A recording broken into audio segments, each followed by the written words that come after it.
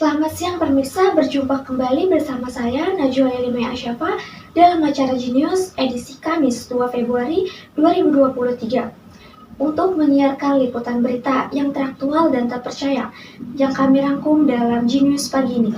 Pemirsa, bentuk pendidikan zaman ini sudah semakin berkembang. Contohnya seperti kegiatan-kegiatan praktikum jurusan di SMK 45. Pada liputan kali ini saya akan membahas mengenai fasilitas-fasilitas yang mendukung kegiatan praktik jurusan di SMK 45 Jakarta. Yang pertama, terdapat suatu komunitas kreatif yang berbentuk organisasi staf keuangan yang bernama Bank Mini. Bank Mini ini merupakan suatu pembelajaran untuk melatih para siswa-siswi agar rajin dalam menabung. Langsung saja saya alihkan kepada reporter Vega untuk membahas mengenai Bank Mini lebih lanjut yang berada di lokasi. Terima kasih untuk presenter Najwa dari studio. Beralih bersama saya Rizkyana Vega. Di sini saya sudah berada di depan ruangan Bank Mini di SMKN 45. Sebelumnya saya akan menjelaskan sedikit mengenai Bank Mini. Bank Mini adalah suatu organisasi dari jurusan AKL yang dibentuk untuk mengajarkan para siswa-siswi di SMKN 45 untuk menghemat uang dengan cara menabung, yang berfungsi untuk tabungan di masa mendatang, yang bisa digunakan untuk dana kuliah dan tunjangan sebelum masuk kerja. Saya akan mengajak pemirsa untuk masuk ke dalam ruangan Bank Mini. Permisi, assalamualaikum. Permisi. Iya.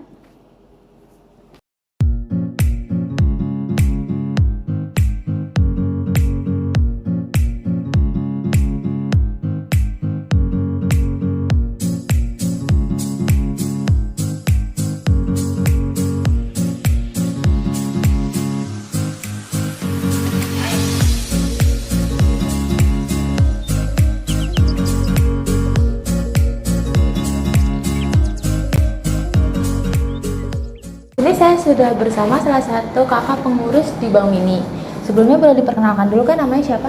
Boleh, perkenalkan, nama saya Salsa Sabila, saya dari kelas 11 AKL 1. Jadi di sini saya akan bertanya mengenai Bank Mini. Bagaimana cara siswa-siswi di SMKN 45 menabung di Bank Mini? Jadi para siswa-siswi SMK 45 menabung di Bank Mini itu, yang pertama mereka harus datang ke Bank Mini terlebih dahulu. Dan di Bank Mini terdapat teller Bank Mini, dan di situ kita mempunyai job desk masing-masing. Jadi setiap siswa yang ingin menabung akan dikasih formulir untuk membuka buku tabungan baru, dan di situ mereka isi serta mereka menandatangani dan baru diberikan buku tabungannya. Setiap buku tabungan baru dikenakan harga Rp5.000. Seperti itu. Baik, jadi seperti itu ya cara menabung di Bank Mini. Baik, terima kasih untuk Kak Salwa. Selanjutnya kembali ke studio. Baik, terima kasih kepada reporter Vega. Pemirsa, kembali bersama saya di studio. Fasilitas yang berikutnya yaitu fasilitas pusat usaha yang bernama T5. T5 merupakan fasilitas penting bagi jurusan BR atau bisnis retail. Pengertian pusat usaha lebih lanjut akan dijelaskan oleh reporter kami, yaitu reporter Erika Nandarto yang berada di lokasi. Terima kasih kepada presenter Najwa di studio. Di sini saya Erika Nandarto sudah berada di lokasi pusat usaha SMK Negeri 45 Jakarta, yaitu Business Center atau yang akrab disapa dengan BC. BC ini adalah suatu pusat usaha jual beli yang dibentuk untuk praktek penjualan dari jurusan BR atau bisnis retail. Dan fungsinya juga untuk sekaligus memudahkan siswa-siswi membeli makanan-makanan ringan. Di sini saya akan menunjukkan apa saja yang tersedia di dalam. Nah, di sini ada makanan-makanan ringan.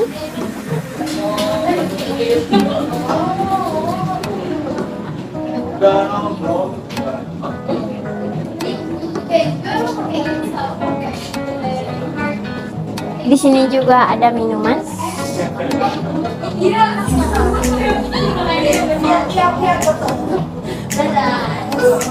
Dan minuman-minuman dingin.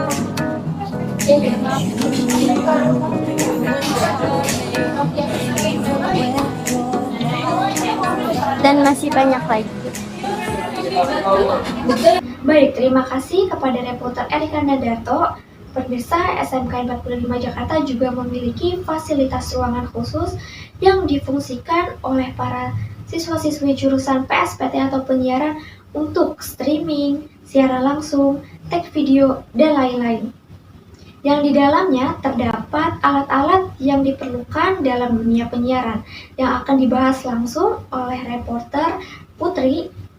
Langsung saja saya serahkan kepada reporter Putri. Halo, bersama saya Alif Ramadhani dari kelas 10 PSPT 2. Sekarang saya berada di depan ruangan broadcasting. Alat apa aja sih yang biasanya digunakan di dalam ruangan broadcasting itu? Mari kita lihat. Wah, baru masuk aja saya sudah disambut dengan berbagai macam alat-alat yang biasanya digunakan untuk melakukan siaran podcast live streaming di YouTube SMK 45 Jakarta. Di sini juga terdapat kamera yang biasanya digunakan untuk mengambil gambar atau video orang yang sedang melakukan live streaming. Dan di sini juga tersedia kursi dan mikrofon yang berguna sebagai fokus utama dalam melakukan sebuah podcast.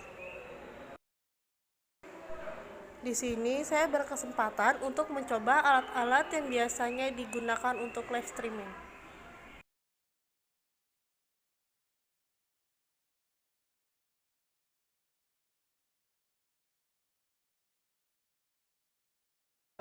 Sekian dari saya, Alif Ramadhani, kembali ke studio. Pemirsa, jadi begitulah informasi mengenai ruang broadcast dan apa saja yang ada di dalamnya. Terima kasih untuk reporter Putri. Selanjutnya, rekan kami akan memberikan informasi mengenai fasilitas perpustakaan yang tak kalah penting karena menjadi sarana pendidikan bagi para siswa-siswi pada zaman ini. Reporter Adam akan memberikan keterangan lebih lanjut mengenai minat baca siswa di lokasi. Langsung saja saya alihkan kepada reporter Adam. Seperti yang pemirsa lihat semua, kali ini saya sedang berada di perpustakaan SMKN 45 Jakarta. Ya, kebetulan kali ini saya sudah bersama Kepala Perpustakaan SMKN 45 Jakarta dengan Pak John. Halo Pak John, selamat pagi. Pagi.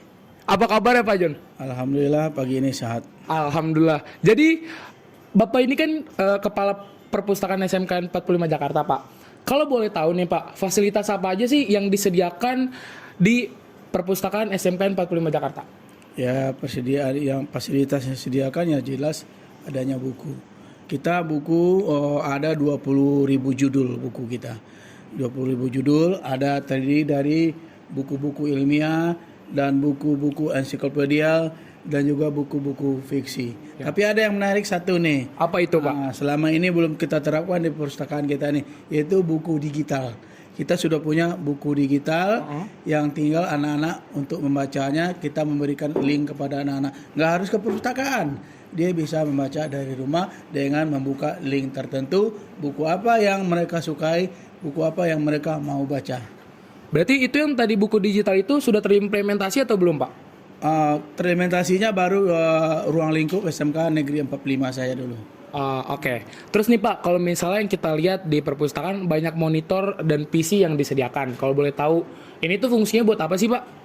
Kalau ini fungsinya sebenarnya apabila teman-teman kita dari dari kelas dibawa oleh gurunya masuk kemari, ini bisa mempergunakan fasilitas ini yaitu komputernya dengan cara belajar melalui komputer ini. Tapi tentu harus ada gurunya yang membawa kemari supaya nanti komputer-komputer yang tersedia di sini tidak mengalami kerusakan. Oke Pak. Nah terus Pak, pertanyaan selanjutnya, pandangan Bapak nih terhadap siswa atau siswa SMK 45 terhadap perpustakaan tuh gimana Pak sekarang di zaman sekarang ini? Kalau pandangan saya terhadap siswa-siswi kita SMK Negeri 45 terhadap perpustakaan kita cukup antusias mereka ini untuk membaca buku di perpustakaan, cuman tentu dengan jam-jam yang terbatas. Misalnya jam-jam terbatas, misalnya mereka seperti waktu istirahat dia akan datang membaca, walaupun hanya dengan menggunakan waktu beberapa menit saja dia tetap membaca. Kemudian kalau mereka itu tidak gurunya berhalangan hadir atau gurunya keluar atau gurunya ada keperluan lain, mereka itu boleh ke perpus untuk membaca buku. Tapi dengan dengan kata lain harus mengikuti aturan-aturan yang ada di perpustakaan kita. Silakan kalau mau baca ke perpus. Oke, baik. Berarti cukup antusias ya anak siswa atau siswa yang ada di SMK 45 Jakarta. Terus Pak, pertanyaan terakhir. Harapan Bapak nih ke depannya perpustakaan SMK 45 itu mau gimana sih Pak? Harapan saya untuk ke depannya SMK Negeri 45 tentu jangan kata lain, itu harus lebih maju daripada yang sekarang. Kemudian kenapa harus demikian? Karena berdasarkan grafik yang telah kami itu buat, grafik yang kami buat untuk minat baca untuk perpustakaan itu sangat meningkat dari tahun ke tahun, dari hari ke hari, dan sangat meningkat. Tentu dengan demikian kita harus menyediakan buku-buku yang diminati oleh siswa kita ini, yang mana sekarang sudah diterapkan juga itu adanya literasi. Untuk jam literasi mereka nggak perlu bawa buku dari rumah, cukup ambil dari perpustakaan atau pinjam perpustakaan, silakan baca untuk meja-meja literasi yang sudah dipersiapkan di lantai 2, lantai 1, dan lantai 3. Oke, baik. Terima kasih Pak John. Saya dan Putra Muhammad kembali ke studio. Baik, terima kasih kepada reporter Adam yang telah memberikan informasi mengenai fasilitas perpustakaan. Pemirsa, masih berhubung dengan pendidikan, di tahun 2023 ini terdapat jurusan baru di Sekolah Menengah Kejuruan atau SMK yang terbentuk dari jurusan multimedia, yaitu jurusan PSPT. Jurusan PSPT salah satunya terdapat di SMK 45 Jakarta yang akan disiarkan langsung oleh reporter Laili yang berada di lokasi. Terima kasih kepada Najwa di studio. Kembali lagi bersama saya Laili. Kali ini saya akan mengajak pemirsa untuk mengetahui kegiatan apa saja yang dilakukan oleh kelas 10 jurusan PSPT di SMKN 45. PSPT sendiri memiliki kepanjangan dari produksi siaran dan program televisi atau biasa disebut dengan penyiaran. Kali ini saya sudah bersama dengan salah satu siswa dan siswi dari kelas 10 jurusan PSPT. Permisi Kak. Iya. Boleh perkenalkan nama Kakak siapa? Nama saya Rizkyana Vega. Kak, aku mau tanya nih tentang penyiaran. Di dalam jurusan penyiaran, kegiatan apa aja sih yang dilakukan? Kalau untuk kegiatan apa aja, kita tuh udah belajar tentang fotografi, videografi, editing, terus pembuatan logo juga, terus bikin liputan, live streaming, pokoknya yang berkaitan sama penyiaran, atau podcast juga bisa kadang-kadang. Jadi itulah kegiatan-kegiatan dilakukan di dalam jurusan penyiaran di SMKN 45. Jadi itulah kegiatan-kegiatan yang dilakukan di dalam jurusan penyiaran di SMK 45. Terima kasih kepada Rizkyana Vega, kembali ke studio. Terima kasih kepada reporter Laili yang telah memberikan informasi mengenai jurusan baru yang terdapat di tahun 2023 ini yang berada di SMK 45 Jakarta. Sekian pemirsa, itulah liputan singkat siang ini. Saya Najwa Elimay Asyafa sebagai pembawa acara Genius siang ini mengucapkan terima kasih dan sampai jumpa pada siang esok hari.